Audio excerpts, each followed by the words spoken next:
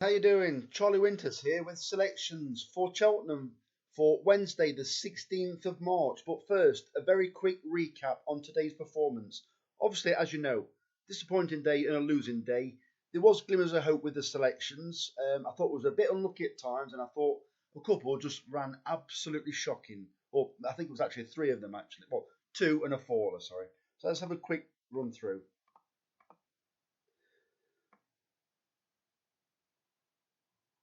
Right, here we go. Mighty Potter, never at the races. Riviere de Tel, it was leading, turning for home, but you could see it was being pressured. I expected to stay on for the places, but as what happens, yeah, it came fifth when they only put out in the first four. Jericho Roque ran an absolute crack, and I thought that was going to kickstart the meeting. Unfortunately, just came. I think it came second in the end, 11-1. Skybet playing 7 places, never in any doubt of not placing. Adagio, never at the races, made a blunder. I think it was 3 out. That totally curtailed its chance. Heaven Help Us, another one that ran an absolute crack, and I believe it came 6th when Skybet paid first 5. Would have been a nice return. It was leading on the run for home and just got a little bit outpaced. It didn't. What I did notice is it got bumped a few times, and it's same as HMS Seahorse. Both horses early on received quite a few bumps, and just moving on to the next horse, HMS Seahorse, which ran a cracker, it ended up getting placed. I actually thought it was going to really challenge, but the jockey he made the wrong decision. He went on the outside of the favourite when we could all see that the favourite was jumping right-handed. Jumped into it, jumped across it. At that speed, you don't want that to happen, and it ran a place. I thought it could have run better.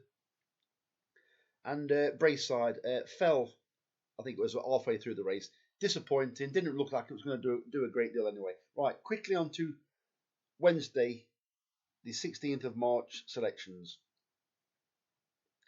Right, first selection, Stripe of Life in the 130 at Cheltenham.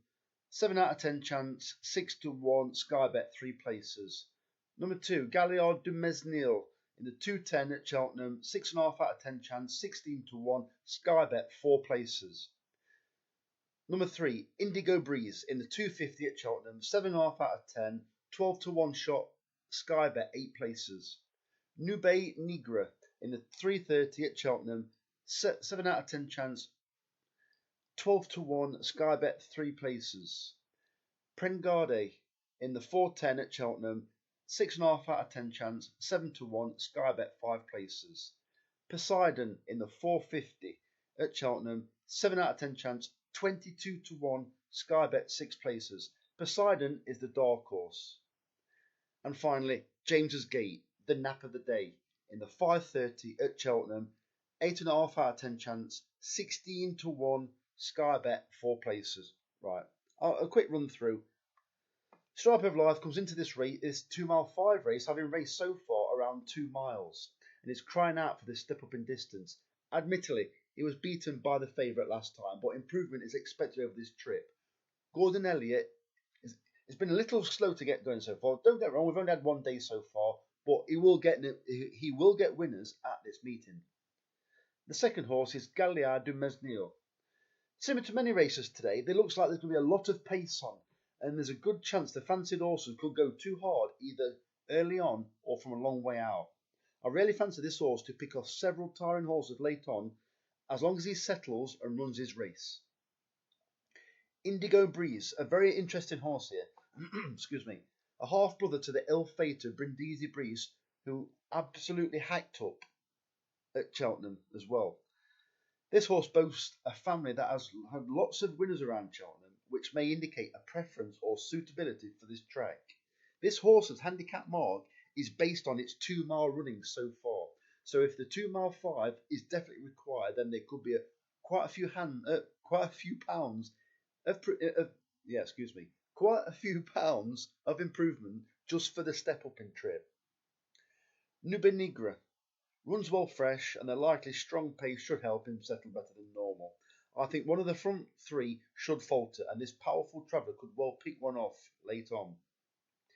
Prengarde, a JP McManus horse that looks like one for the future as it's only 6 years old. However, should it get an easy lead up front, this tenacious front runner can make them all go. Poseidon, a similar profile to that of Surprise Package that absolutely bolted up at in the big handicap at the weekend at Sandown, has shown glimpses of form but has ran down the field. Expect serious improvement today. And finally, James's Gate. Horses having won once have a good record in this race. This strong horse seemed to be really reaching for the ground late on its sole run and victory. I think it will love the uphill finish and will be gaining late. I think it will have a prominent position throughout anyway, but I think it will be hard to pass when it really starts stretching on the uphill finish.